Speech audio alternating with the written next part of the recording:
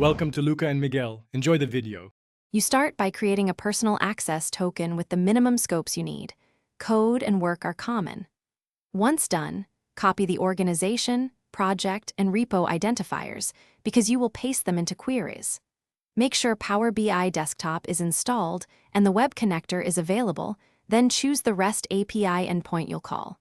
You're now ready to perform the first API request from Power BI. This initiates the authentication and data pull sequence you'll refine next.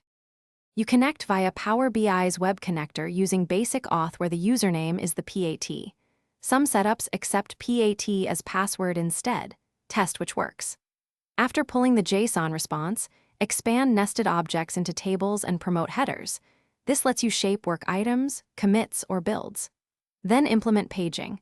Call subsequent pages with continuation tokens or adjust $top and $skip until no more items. Make sure to set correct data types and remove unused columns so refreshes stay fast and reliable.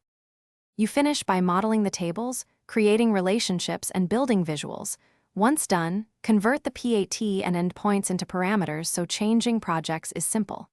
For scheduled refreshes, configure an on-premises data gateway if your DevOps instance is not public.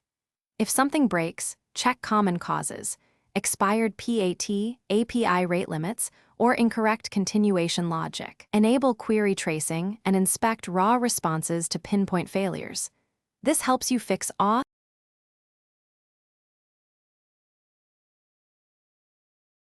Thanks for watching and please subscribe. It's the best investment you'll ever make.